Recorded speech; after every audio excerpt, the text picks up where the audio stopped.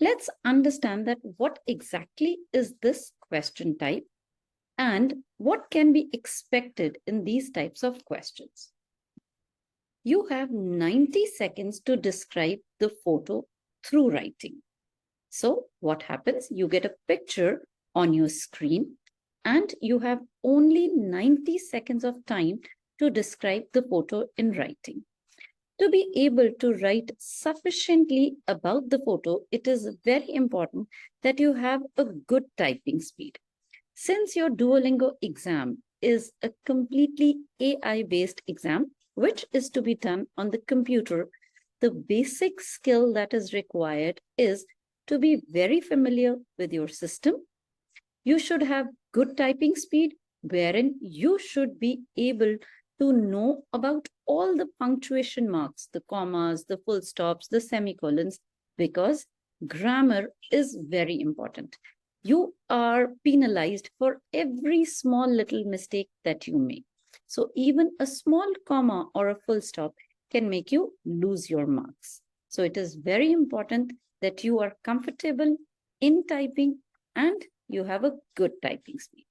So let's proceed as to how should you describe the photo. You have 90 seconds to describe the photo, and this question appears 3 times on the screen. Now, what do I mean when I say that it appears 3 times on your screen? Means that you will get this type of question in a rotation 3 times. Not necessary that you will have all these question types together. In between, you might have different types of questions as well. Look at the photo and analyze it properly. Always try to analyze that what is this picture about? The first question that you have to ask yourself is that what is this picture about? As soon as you look at it, you will get the first impression of the picture, that what it is. After that, understand who is doing what and what is where.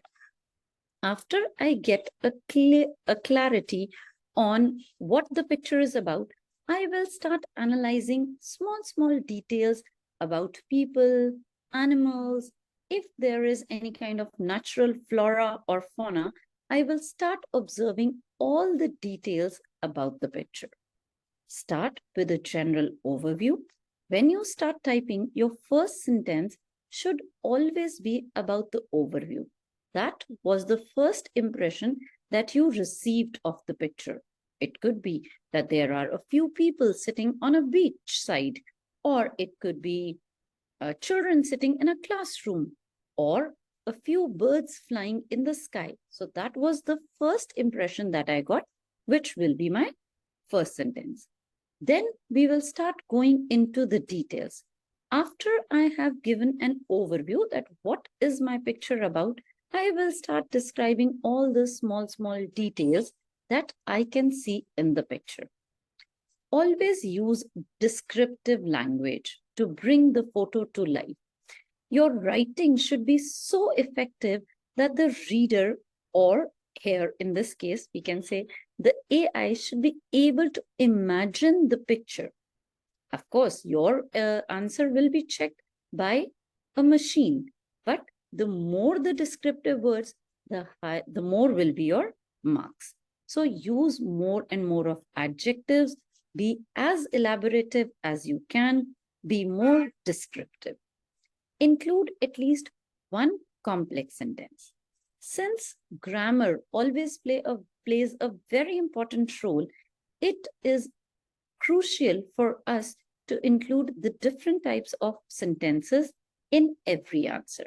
Having one complex sentence will always add up to your marks. So do add one complex sentence. It is human tendency that whenever we are in such a situation, whenever we have to answer a question, we focus more on simple and compound sentences. But do remember to add a complex sentence in your answers. So these are the basic things that we need to remember about the answer that we have to write, which will be to describe a photo. It will appear 3 times. Look at the photo, analyze it properly, understand what are the different people in the picture doing, go into the in-depth of the picture, try to analyze everything, expressions of people. Are they happy? Are they sad? Are they serious? Do you think that they are thinking about something? Are they having fun? Add such things. Be more descriptive, be more elaborative, and do remember to include one simple, one compound, and one complex sentence in your writing. Okay, so there we have the first picture of the day. The first impression that I get as soon as I look at this picture is that I can see two girls. Where are they? After I see the two girls, the next thing that I will look at is where are they? Are they in an open area? Are they in an enclosed room?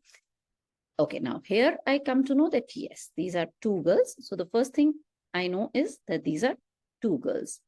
Where are they? They are in an enclosed area. Of course, this is not an open park. So I will say that they are in an enclosed area. Is this room well lit? Is it dark? According to me, it is well lit because I can see sunlight. What goes next? Now I have given an overview of the room. Two girls, well lit room, sunlight coming into the room. So of course, there are a lot of windows on the side, and I can also see the shadow or the shade of the window, right? So if you want to mention that also, you're most welcome to do that. After describing the overview, I will start getting into the details of the girls. Now, what are these girls doing? Suppose if you are very good at yoga and you know the name of this posture, you can always use that name. But if you do not know, you are not aware of the name of this posture, start describing it. Now, what are these girls doing? Are they standing? Are they sitting? They are sitting. But where are they sitting? Are they on the floor? No, I think they are on a yoga mat. So my next point is that these two girls are sitting on a yoga mat. Then what is the next thing? Their posture. They have their which leg? Now you have to be very careful because your right is the right of the girls and your left is the left of the girls. So do not interchange the directions. The girls are holding their left leg with the right arm and their left leg is crossed over the right leg. Good enough. Now I have described the position of their legs and the position of their hands. They are holding, oh, I'm so sorry, they're not holding it with their right arm. They are holding it with their right hand. Okay. And now, which direction are they looking into? They are looking on the, guess it? Right. They are looking. I don't need to say that they are looking on towards the opposite side. Simply say that is it the left side or is it the right side? So they are looking towards, first of all, it is the left side and backwards. That is also very important. Moving ahead, do you think, are they trying to stretch their body? Why not? Yes, they are stretching their body. So I should add the word stretching because such exercise, any basic person who is into a little bit of exercise or yoga will understand that this is a stretching exercise. So these girls are also stretching their body. And is there anything else that I can use for these girls? Now, if I look at the face of this girl and this girl, do you think or do you feel that they are breathing or are they holding their breath? Most of us, we know that while doing yoga, we always hold our breath. So I can say that also. The girls are holding their breath. The more, the better. If I have enough time, if I have sufficient time, it's always good to continue to type. Because obviously, if one candidate types 2 sentences and the other candidate types 4 sentences, the one who has written 4 sentences will always get more marks than the candidate who has written 2 sentences. Remember this. Oh yes, I just now noticed that I missed this red pot on the back side. So why should I leave it when it is there in the picture? I should include that also. And as it is very clearly visible. So I can say that there is a red pot on the backside or by the wall, which has a green plant in it. After writing all this, if you still think that you are left with some time, which I think might not be possible, because in writing these many sentences also, observing the picture, going into the details, doing all these things, I don't think that you will be left with any time. But if you are left with any time, then you can start describing about these, the shadows or the shadow of the window pane, or you can describe about the 2 colors of the wall, that one is a lighter color, which seems to be whitish or grayish, and the other is black, right? And then if you want to describe about the ambience of the room, you can do that. Now, after I have collected all my thoughts, after I have generated all my content, the next most important thing is that the content that I will be writing should be well connected. The sentences should be well connected. There should be proper coherence and cohesion in my content, in the sentences that I write. It should never happen that I am jumping from the girls. Suppose if I am writing about the girls, I should never talk about the pot in between.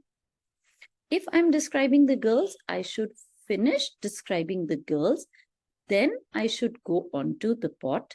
If I'm describing the room, I should finish describing the room, then go on to the girls. Otherwise, the cohesiveness of my content, of my passage will not be there, and I will lose marks.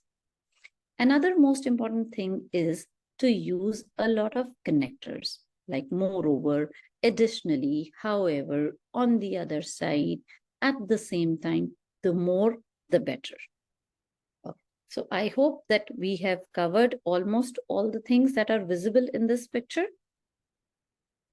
So this is the first thing that we have to do. Observe, generate content in our head. Of course, you'll not have that much time to write it somewhere, write it on the rough notepad provided to you or in the notebook. No, you will not be able to do that because you have very limited time. And as it is, remember that in the Duolingo exam, you are not allowed to move your eyes from the camera. You do it and your exam might get cancelled. After thinking about this picture, after knowing everything, this is how we can combine our sentences. This is how we can write the paragraph. Let's read the sample answer. The first sentence, a very generic sentence about the picture. This is an image of 2 girls performing yoga in a brightly lit room. The same thing as we also decided that what is this picture about? It's about 2 girls. It's not an open area, so it's a room, and the room is brightly lit. Both the girls are sitting on a yoga mat. So now I've started describing the girls. Where are they sitting? On the yoga mat. Sunlight can be seen all around the room and on the girls as well. Now the use of a connector. Moreover, there is a beautiful plant in the red colored pot by the wall. Since the room is being described, that it is a room which is well lit and there is sunlight everywhere, so the pot will come, the red colored pot comes first. Now, they have their left leg crossed over the right one. So now we start describing the posture of the girls. They have their left leg crossed over the right one and the right hand pulling the left leg. They are holding it with their hands, so they are in a way pulling it. The left hand has been used to take support of the floor. Good one. If we are going on to the hands, the arms, then we should talk about both of them. When we are talking about the legs, we can talk about both of them. And the upper body is tilted towards the left. The girls are looking over their left shoulder. It seems as if the girls are holding their breath to maintain balance and tranquility in the posture. So all the things that we observed when we took the first glance of the picture.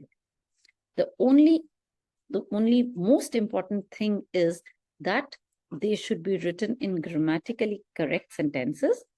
There should be proper coherence and cohesion, and you should not jump from one point to another point. Please take 1 minute if you want to go through this before we move on to the next picture of the day.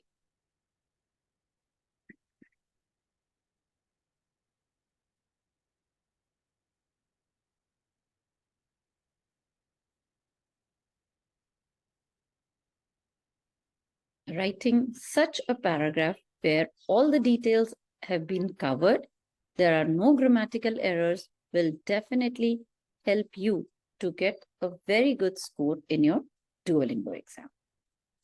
Okay, moving ahead to the next picture. Again, we can see that the first impression. Now, I will again start with the first impression that I have.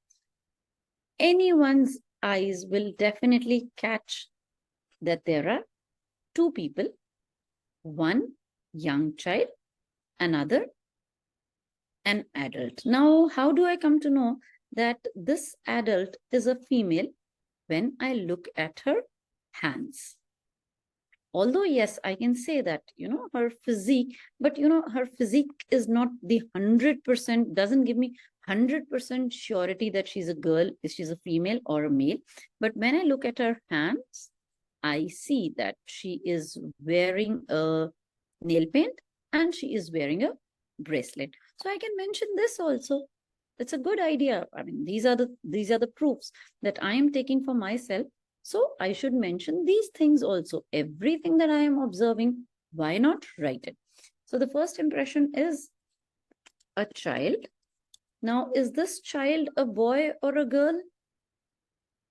There might be some confusion. So if you are confused at any point of time, don't mention that thing.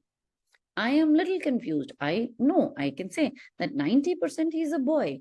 But in case you are confused, don't mention it until and unless you are 100% sure.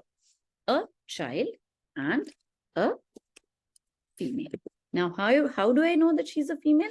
I notice 2 points, that she is wearing a bracelet and she is wearing nail paint, right? The next thing is, now either I start describing the surroundings or I start describing both of them. Completely up to you. But as we decided that we will go one by one. Now, where are they?